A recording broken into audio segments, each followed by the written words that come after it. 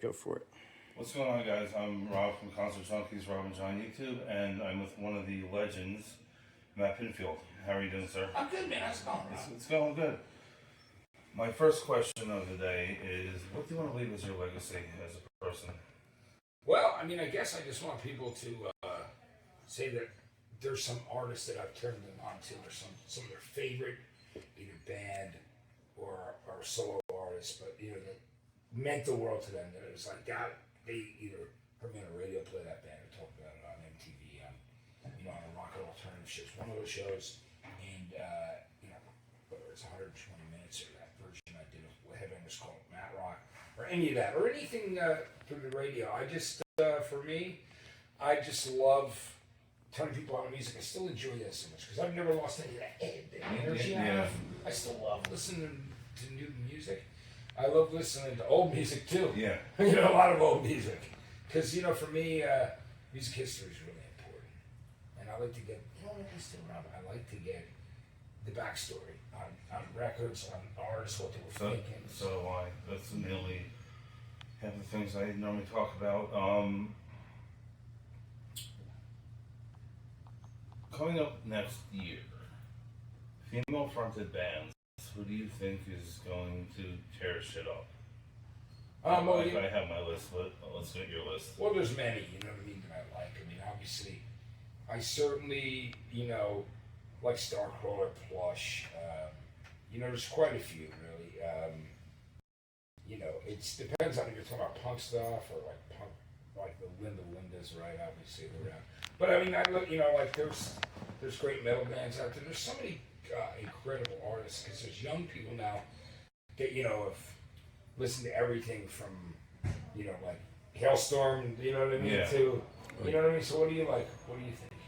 I'm thinking definitely Dying Oath would be one of them. Anoxia would be one of them. Yeah.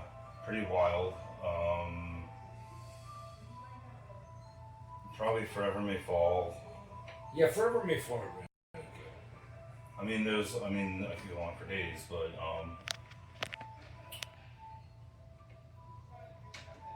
is there a type of music that you just can't get behind? You're not like. Yeah, some of the current pop is just I can't relate to things that don't have some musical like backbone. Like it's just a track where there's absolutely no playing on it. When you strip it back, it's like useless. Yeah. There's nothing there with any soul for me. And that's not all pop. There's some pop that's good, just some of the stuff that's out there. It just sounds very samey, like the same producers are doing it, and it doesn't sound like. It feels like the personalities could be interchangeable. That doesn't interest me. There's an audience for it, but I can't get behind it personally. On a personal level. Out of all the interviews you've ever done, which one was your favorite? I know that's a very hard question. It is a hard question.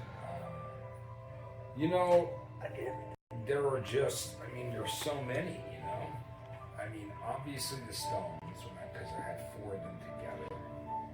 McCartney, like Townsend, Page and Plant, that's just like some of the, you know what I mean? And, but obviously I loved all the stuff I did with Metallica, because I love those guys, and it's so much fun with those guys. That was the best, just like when we were on the tour bus, and it was so not rehearsed, because that those guys would never do that, because they're so, and when we busted into Thin Lizzy's Cowboy song, and me and James were singing it, switching off, because, Kirk was sitting there, sitting down, and James and I were standing, and I was calling out songs, like UFO songs, and Thin Lizzy songs, and Kirk was playing, and it was, so those things are coming out of the back of a tractor trailer with Metallica in Aberdeen, Washington. That was a great one. There's just so many. I've done thousands. So. I've done 500 so far. That's good, man. That's great. Yeah. That's fantastic. You guys are take the torch, carry it. I'm not done yet, but I know you're not done yet. Yeah, but I'm not gonna take that crown anytime soon. Mm-hmm. But So how was it working for, MTV days? Like, That was great. well, I mean, how did you get into that in the first place? Well, I can just tell you, because I did college radio at Rutgers here, I never graduated because I was really just there to do the college radio station, just enough classes to stay. I would have done the same. Yeah, right? To be honest, I would have done the same. Yeah, because all I cared about was music.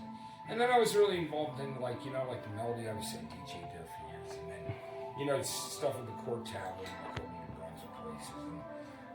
And, there were always great places. If you live in New Jersey, like this, in the Central Jersey area we're from, you had access to see great shows. And it was like, City Gardens, the Fast Lane, even before the Pony started to really mix things up, Fast Lane, and and there were places like Lemore's in the city, and then there was, I got to go see Queen at the Beacon Theater, when I at the Opera when I was a kid. We just saw everybody back then, Thin Lizzy, and I loved Bon Scott, AC/DC. I like Brian Johnson too. You saw, you could see there were so many different bands. If you lived in Central Jersey, you had the access to see a lot of great music. Speaking of AC/DC, were you around for Dave Evans or no? I wasn't around to see him live. I have a record share. Oh. Yeah. I loved the first album I ever bought was High Voltage, which was called TNT in Australia. It was the first American record. It looked cool in the stores. I bought it. It had TNT, all the songs from that record. And then I bought Let There Be Rock, which is still one of my favorite albums, because it's so dirty and muddy and just strong and so I've always loved that record. And then of course Power Rage, which I also think is a phenomenal record. And of course Heaven and Hell. I loved all that stuff. And the live album, If You Want Blood, You've Got It. Those are all great records. They really are. But I gotta give it to Brian Johnson too, because he came in and and it was a different world then too. Sure, it was a big record, but it became even bigger than when it came out. It was popular, but it's like what was being played on the radio at that time. No disrespect to it, because these guys have good songs too. But it was like Are You Speedwagon, and it was a very different world. So when AC/DC even put out Back in Black, it was a different world. You know what I mean? And then it's now one of the biggest selling albums of all time, but things are just really different. I just loved rock, and then I loved alternative music and punk. I just wanted stuff. I was always looking for new music. But I always loved AC/DC because it was just, it was incredible stuff. It was so much fun. We drove around in our cars blasting Let There Be Rocky, Problem Child, and all those records. We loved it. So were you? Hey, John! So were you I got more to sell into it new at metal Freedom. when that came about? I like new metal, but I like old metal too. I like the second wave of British metal. I love fucking Maiden. But I like all those bands like Korn and Limp. They were all my friends too. They're dudes that are contemporaries. So those guys are my bros. I love the Deftones. I helped Korn get on MTV and Limp Bizkit and all those bands. And then we were always. The thing was, I wasn't just on the air, right? So I was the manager. I was one of the 10 people in the music program. So I was always fighting for rock bands and alternative bands and all things. Yeah. But I just speaking of new metal, those bands were having quite the resurgence.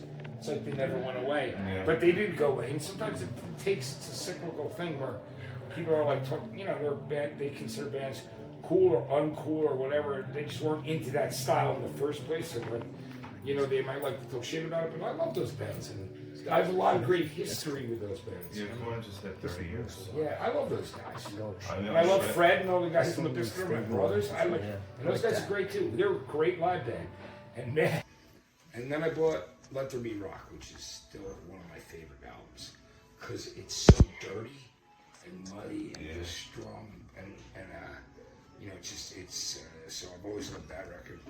And then of course Power Rage, which I also think is a phenomenal record. And of course, Heaven and Hell. Like, I loved all that stuff. And the live album, If You Want Blood, You've Got It. Like, those are all great records. They really are. And but I gotta give it to Brian Johnson too, because he came in and and it was a different world then too. Sure, it was a big record, but it became even bigger than when it came out. Like, it was popular, but it's like what was being played on the radio at that time. And no disrespect to it, because he's got some good songs too. But it was like REO Speedwagon, and it was a very different world. So when AC/DC even put out Back in Black, it was a different world. You know what I mean? Like, and then it's now one of the biggest selling albums of all time, but things are just really different. I just loved rock, and then I loved alternative music and punk. I just wanted stuff. I was always looking for new music. But I always loved AC/DC because it was just, it was incredible stuff. It was so much fun. We drove around in our cars blasting Let There Be Rock and Problem Child and all those records. We loved it. So were you? Hey, John! So were you more into new metal when that came about? I like new metal, but I like old metal too. I like the second wave of British metal. I mean, I love fucking Maiden. But I loved all those bands like Korn and because they were all my friends too. They're like dudes that are contemporaries. So those guys are my bros. I love the Deftones.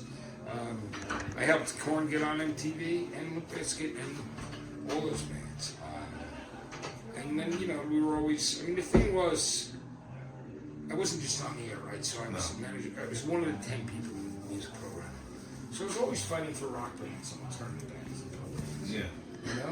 But, I just like, speaking of new metal, those bands are having quite the resurgence. It's like they never went away. Yeah. But they did go away. And sometimes it's a cyclical thing where people are like, they consider bands cool or uncool or whatever. They just weren't into that style in the first place. So they might like to talk shit. Yeah. But they did go away. And sometimes it's a cyclical thing where people are like, they consider bands cool or uncool or whatever. They just weren't into that style in the first place. So they might like to talk shit about it. But I love those bands. And I have a lot of great history with those bands. Yeah, Korn just had 30 years. Yeah, I love those guys. And I love Fred and all the guys in the Biscuit, my brothers. And those guys are great too. They're a great live band. And man, they, I just saw them, Korn just are doing their 30th anniversary. Those guys are all my brothers. I love them. And the Deftones and, System of a Down. And I love all those guys. They're a history of those guys. Sorry, I dropped it. I gotta go in like 5. Okay. Yeah. We were doing good, and then my hand went numb. He's got it. I got it. Yeah. Wrap it All up. right. So before we wrap this up, it's been an honor, pleasure of meeting you, and thank you for everything. And your time. Thank you, Robert. I appreciate that you're always looking to new, young metal bands and everything. I think it's just you like all kinds of rock, right? Everything. Yeah, you like me. It's just like I said. The only thing I'm not loving is some of the new pop.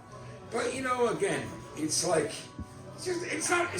They're not making that music for me. They're making that for a 13-year-old girl. Yep. Different generation. So you would think, if you are that into it, other than appreciating song crafting, then you'd have to wonder about me.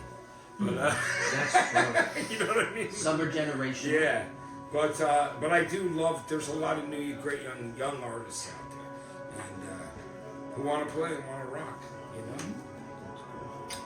So, last question of the night. Do you want to say anything to your fans?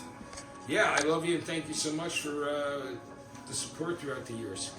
It's been a long, amazing, strange, and great trip at the same time. Since Bob Weir died, yesterday? Maybe I feel bad. Not Bob Weir, Phil Lash. Phil Lash, I got Bob Weir. This is how tired I am. Other than that, I just want to say I really love and appreciate everybody who's supported me throughout the years. Excellent. So thank you. And this guy Rob fucking rocks. I love this guy. Thank you. Yeah, That's thank cool. you. Thanks, guys. Yeah. But they did go away, and sometimes it's a cyclical thing where people are like, they consider bands cool or uncool or whatever. They just weren't into that style in the first place. So they might like to talk shit about it, but I love those bands.